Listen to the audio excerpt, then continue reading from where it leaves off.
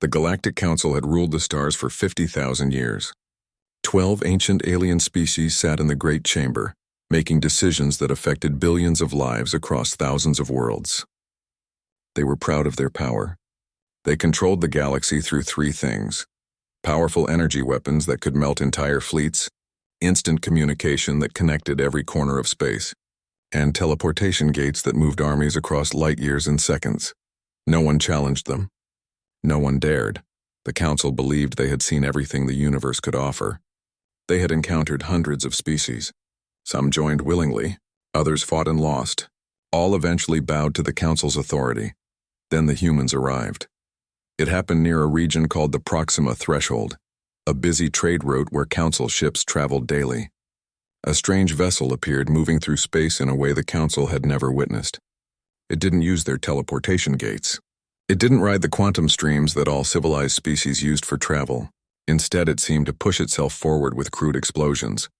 The Council's patrol ship surrounded the human vessel immediately. The aliens studied the strange craft with their advanced sensors. What they found shocked them.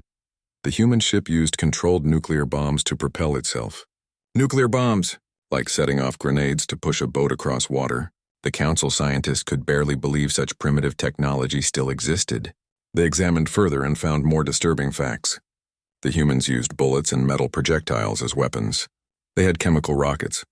Their computers were made of solid materials, not quantum matrices. It was like finding someone still using stone tools in an age of laser cutters. The Council's High Arbiter, a tall being named Zelthor from the Kathrani species, contacted the human ship.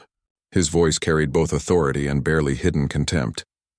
"Unknown vessel, you have entered Council space. Identify yourselves."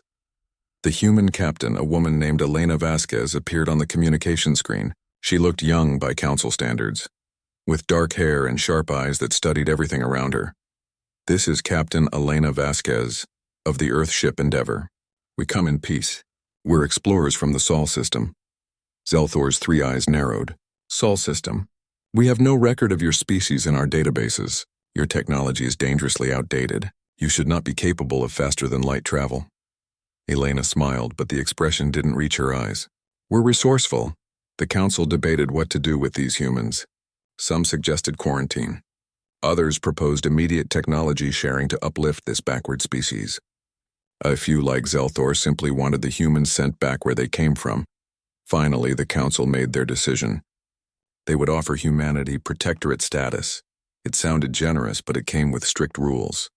Humans could colonize 3 small systems near the border. They could trade with Council species, but they could not develop new weapons. They could not access teleportation technology. They could not expand without permission. Most importantly, the Vexthari, a loyal client species, would watch everything the humans did. Earth's United Coalition received the Council's offer with mixed feelings. Some leaders wanted to refuse, to tell the Council that humanity didn't need their charity. Others argued they had no choice. The Council controlled the galaxy. Fighting them would be suicide. In the end, humanity accepted. They took their 3 systems and began building colonies. They traded their resources and followed the rules. To the Council, they seemed like obedient children, grateful for the Council's guidance. But Elena Vasquez, now promoted to Admiral, saw something the Council didn't. She spent months studying recordings of Council ships, their weapons, their tactics. She watched how they fought pirates and raiders. She analyzed their response times and defensive patterns. She noticed they never changed. The Council's energy weapons were devastating, true. They could reduce a ship to atoms in seconds, but they always fired in the same patterns.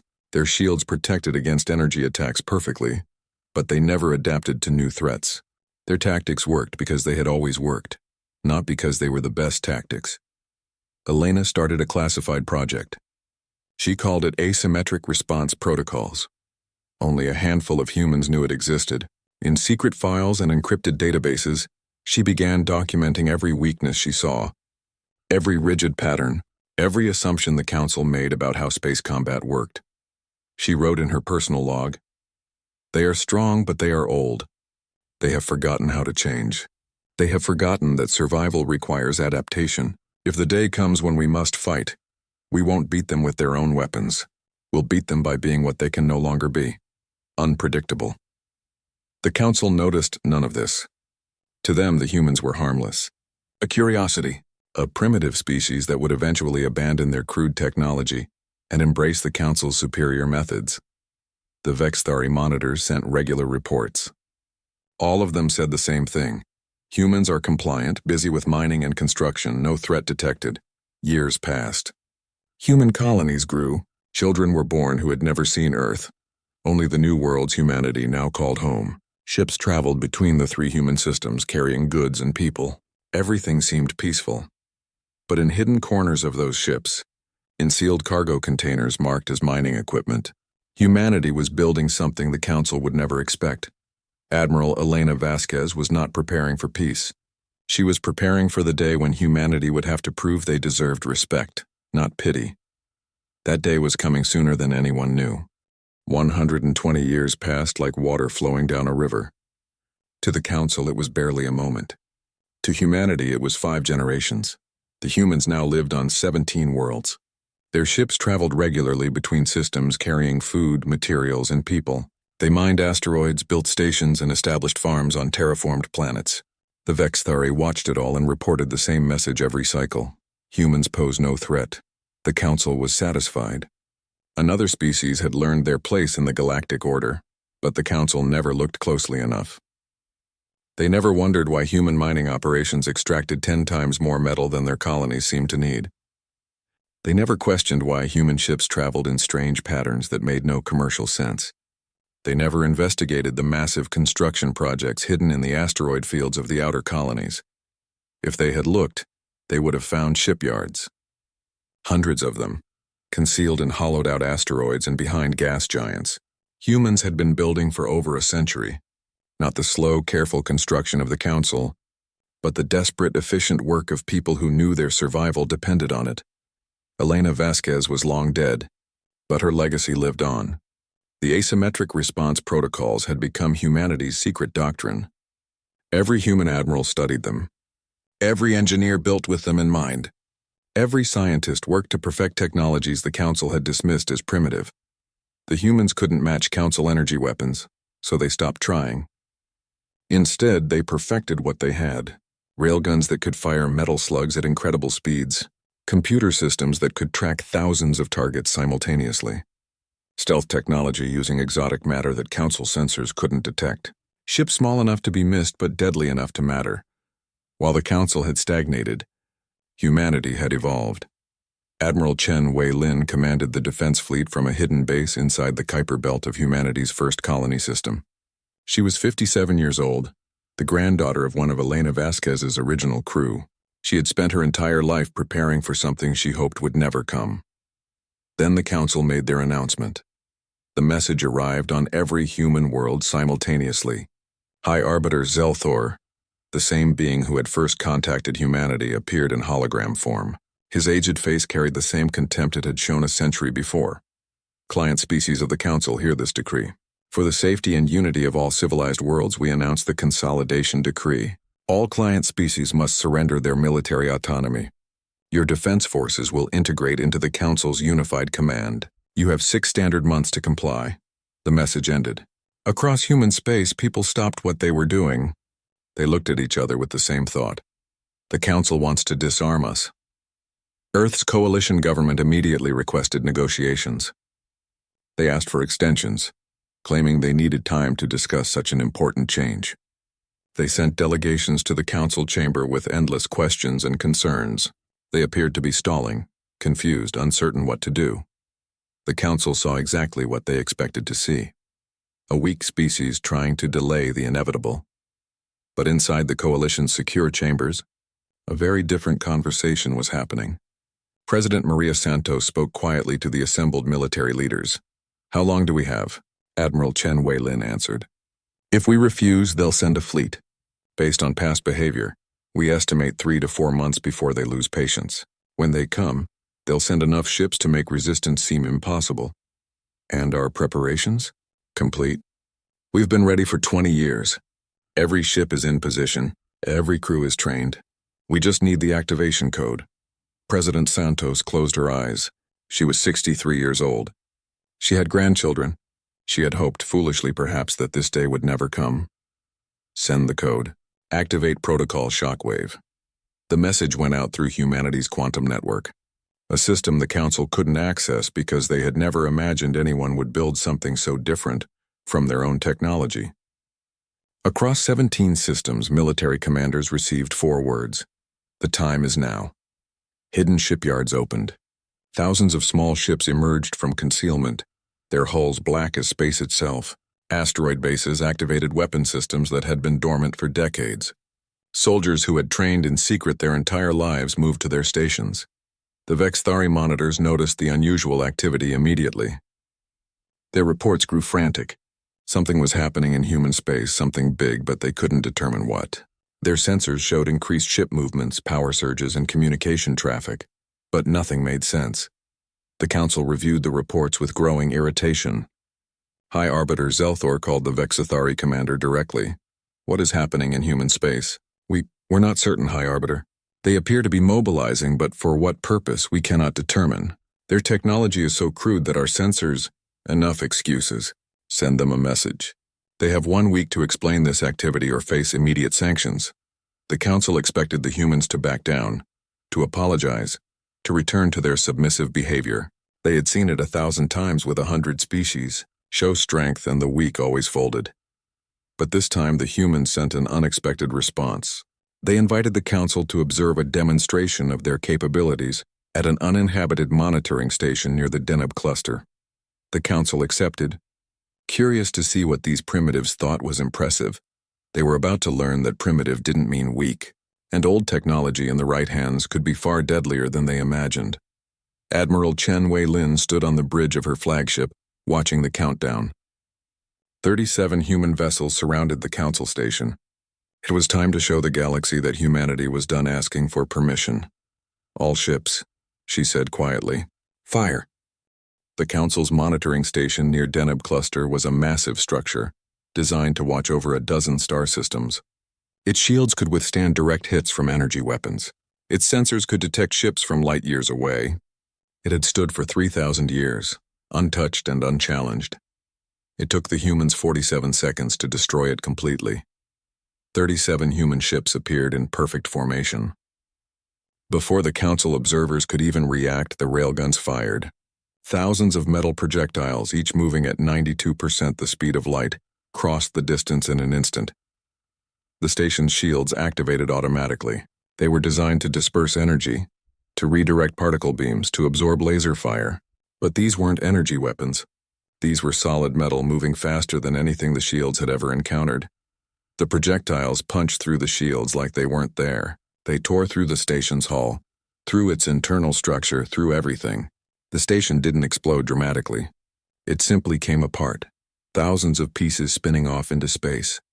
The Council observers, watching from a safe distance in their ship, sat in stunned silence. Admiral Chen Wei-Lin's face appeared on their communication screen. Her expression was calm, professional. That was a demonstration. The station was empty as promised. No lives were lost.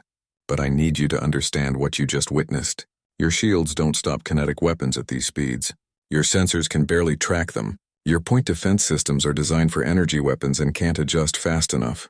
She paused, letting the message sink in. The Council has ruled for 50,000 years with the same technology, the same tactics, the same assumptions. You believed that because your energy weapons were superior, you were invincible. But we don't use your weapons. We use ours. And ours work very, very well against you. High Arbiter Zelthor's image appeared on Chen's screen moments later. His face was twisted with rage. You dare threaten the Council? You with your primitive weapons and backward technology. This is an act of war. Chen shook her head slowly. No, High Arbiter. This is an act of self-defense. You ordered us to disarm. We are showing you why we cannot and will not comply. We don't seek war. We seek respect. We seek genuine partnership, not subjugation. Partnership? Zelthor's laugh was bitter. You are children playing with dangerous toys. The Council does not negotiate with client species. We rule, you obey. That is the order of things. Then the order of things needs to change, Chen said quietly. We're offering you a choice. Recognize humanity as equals, not subjects. Allow us to keep our defenses. Work with us, not above us, or we will demonstrate that technological superiority means nothing if your tactics haven't evolved in 50 millennia. Zelthor's eyes narrowed. You would fight the entire council? You and your 17 worlds against our thousands? Your few thousand ships against our millions? The arrogance is breathtaking. We don't need to fight everyone, High Arbiter. We just need to prove that you can be beaten. Once other species see that, once they realize the council isn't invincible, everything changes. You know this. That's why you're so angry. Not because we destroyed a station, because we shattered an illusion. The communication cut off abruptly. Chen turned to her crew. All ships return to defensive positions. They'll be coming for Earth. Probably within the week. She was right. 4 days later, the council convened an emergency session. The debate was furious. Some species wanted to negotiate. Others demanded that humanity be made an example. The Kathrani, Zelthor's people, were the loudest voices for war. We cannot show weakness, Zelthor argued. If we negotiate with the humans after they destroyed our station, every client species will think they can defy us. The Council's authority depends on absolute certainty of our power. We must crush this rebellion before it spreads. The ancient Shadari consciousness, a collective being that spoke with 1,000 voices, urged caution. Perhaps the humans have a point. Our technology hasn't changed in 40,000 years. We stopped innovating because we didn't need to. But has that made us stronger or just comfortable? Zelthor dismissed the concern. Comfort is the privilege of the strong. We are strong because we hold all the advantages. Energy weapons, teleportation, instant communication across the galaxy. What do the humans have? Metal bullets and chemical rockets? Metal bullets that destroyed our station in under a minute, the Shadari reminded him. In the end, the vote was close, but Zelthor's faction won. The Council would send a pacification fleet to Earth, 500 ships, an overwhelming force that would end human defiance permanently. The Council expected a short war. They expected humanity to see the fleet and surrender. They expected to occupy Earth within days and establish military governors over all human worlds. They expected everything to go according to plan, as it always had. Admiral Chen Wei-Lin stood in the command center of Lunar Defense Base Tycho watching the countdown. Intelligence reported the Council fleet was gathering. The teleportation gates were aligning. Soon 500 enemy ships would appear in Earth's system, expecting an easy victory. Around her, dozens of officers worked at their stations. Every one of them had been born for this moment. Trained for it, prepared for it their entire lives. They were the children and grandchildren of people who had looked at the stars and decided humanity would not kneel. Chen thought of Elena Vasquez, the admiral who had started all this over a century ago. The woman who had seen the Council's weakness when everyone else saw only their strength. She wished Elena could be here to see what her vision had created. Admiral, a young officer reported, Council fleet is activating teleportation sequence. Estimated arrival in Earth system 90 seconds. Chen took a deep breath. Send the signal to all defensive platforms. Wake up the minefield. Activate the AI coordination network. And get me a line to every human ship in the system. The officer nodded. Channel open, Admiral. Chen spoke clearly, knowing her words would reach thousands of ships, millions of people. This is Admiral Chen. The Council is coming. They think they're coming to conquer us. They're wrong. Today, we show the galaxy that humanity stands as equals, not subjects. Today, we change everything. All ships prepare for combat. And remember Elena Vasquez's words. They believe their technology makes them gods. We're about to remind them that gods bleed. Across Earth's system, thousands of voices answered. For humanity, for freedom, for our right to stand among the stars. The Council fleet began to arrive. The Council fleet emerged from the teleportation gates in perfect formation. 500 ships, each one a masterpiece of technology, thousands of years advanced beyond anything humanity should possess. Their energy shields glowed with power, their weapons charged, ready to reduce any resistance to atoms. High Arbiter Zelthor stood on the bridge of his flagship, the Pride of Ages. He looked at Earth through the viewport, a blue and green world hanging peacefully in the black. Soon it would be a conquered world, a lesson to anyone who thought they could challenge Council authority. Scan for human forces, he ordered. The sensor officer studied his displays, confusion crossing his face. High Arbiter, I'm detecting very little. A few dozen ships in orbit around their moon. Some defense platforms near the planet. Nothing that could threaten us, Zelthor smiled. They finally understand the futility of resistance. Prepare to... The universe exploded. From every direction, from distances the Council sensors had declared empty. Thousands of objects activated. They had been there all along, hidden in the asteroid belt, concealed behind moons floating dormant in the void. Mines. Thousands of them. Each one containing a small antimatter charge. The Council fleet's shields protected them from the explosions, but the blasts scattered their perfect formation. Ships tumbled out of position, colliding with each other. The Pride of Ages lurched as a mine detonated close enough to overload its port shields. What was that? Zelthor demanded. Where did they come from? Unknown, High Arbiter. Our sensors didn't detect them until they activated. Before the fleet could reform, the second wave hit. Railgun platforms hidden in the asteroid belt opened fire. Not just dozens, thousands of them. Metal projectiles moving at relativistic speeds crossed the system in seconds. Council ships tried to raise shields, but the shields were designed for energy weapons. The kinetic projectiles punched through like paper. Ship after ship took damage. Hull breaches. System failures. The formation that had been so perfect moments ago dissolved into chaos. Return fire, Zelthor shouted. Energy weapons full spread. The Council ships obeyed. Brilliant beams of concentrated energy lanced across space, targeting the railgun platforms. They destroyed dozens of them instantly. But there were thousands more, and they were small, scattered, difficult targets. Then the human ships arrived. They didn't appear from nowhere like Council ships teleporting in. They came from concealment, small and fast, their hulls absorbing sensor beams instead of reflecting them. There were so many of them, hundreds, no thousands. Each one carried railguns and missiles, each one moved with purpose and coordination. How many ships do they have? Someone asked. The answer came from the sensor station. At least 3,000, High Arbiter.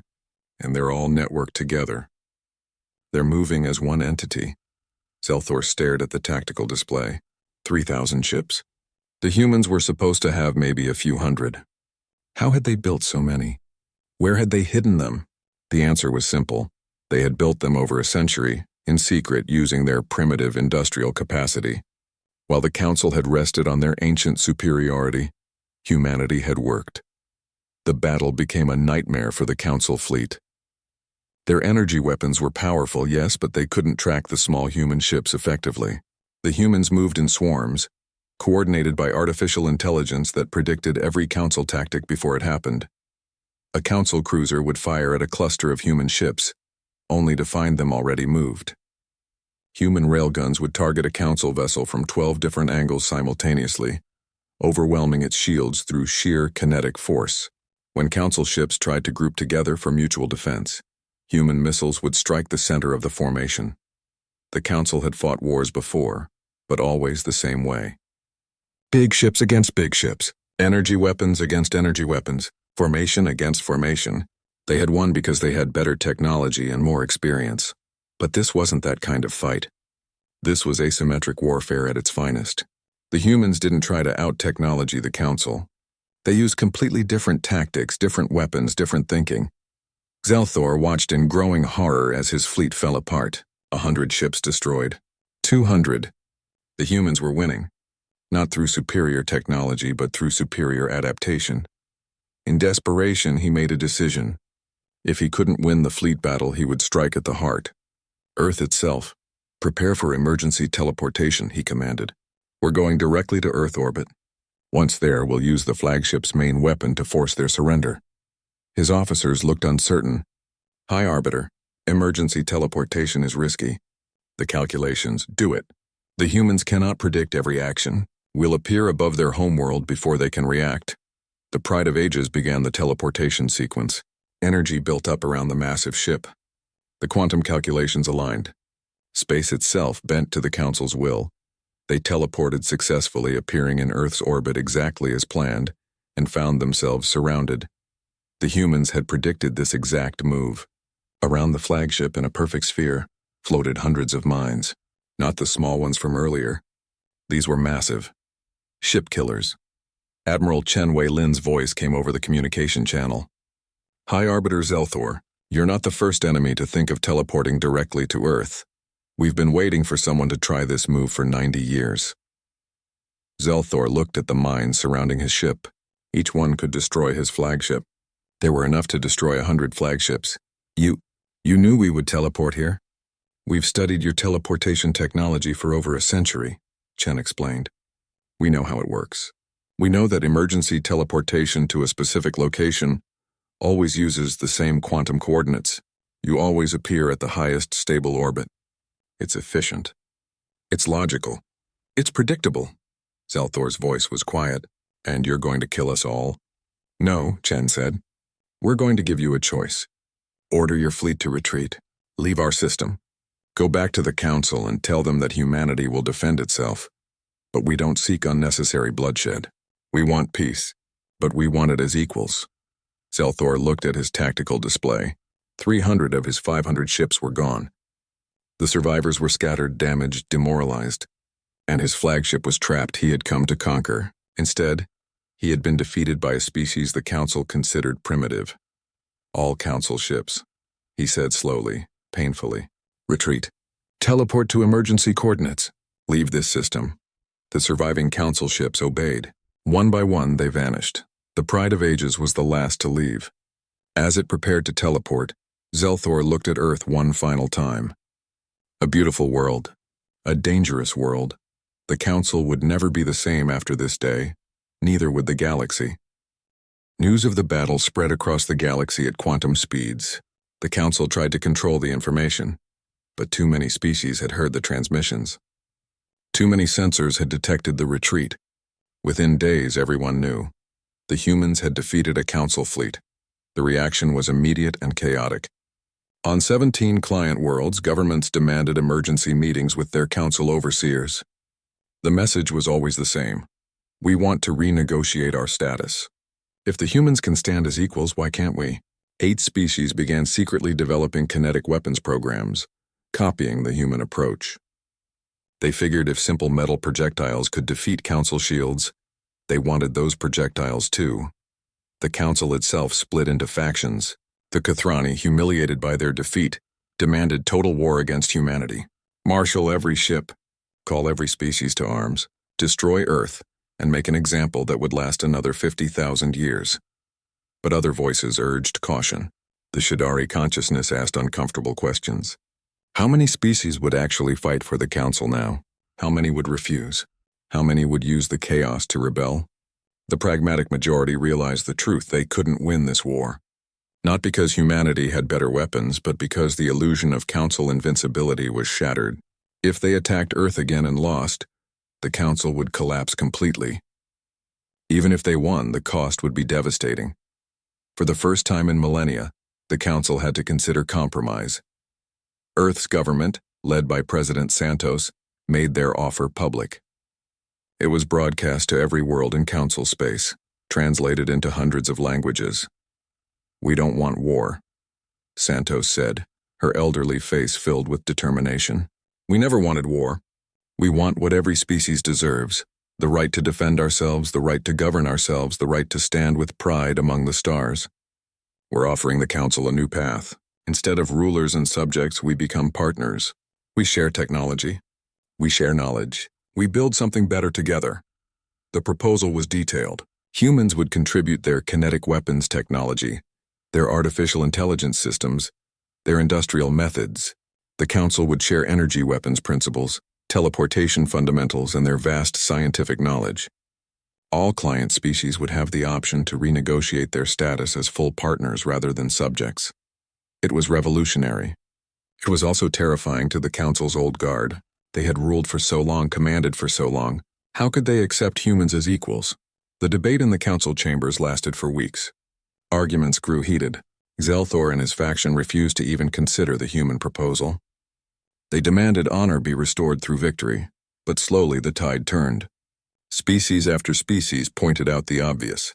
The galaxy had changed. They could either change with it or be swept away by it. The Shadari consciousness gave the speech that finally shifted the balance. For 50,000 years, we ruled because we were the strongest. But we stayed strongest not through innovation, but through control. We prevented others from developing weapons that could threaten us. We kept species dependent on our technology. We thought this made us safe. Instead, it made us stagnant. The ancient being's thousand voices spoke as one. The humans showed us our weakness, not through malice, but through necessity. They needed to survive, so they innovated. They adapted. They found solutions we never imagined because we never needed to imagine them. This is not a threat. This is an opportunity. We can learn from them as they learn from us. We can become stronger together than we ever were separately. The vote was close, but it passed. The council would negotiate with humanity. 6 months later, representatives from all sides met aboard a rebuilt station at Deneb Cluster, at the very spot where humanity had first demonstrated their capabilities. The symbolism was intentional.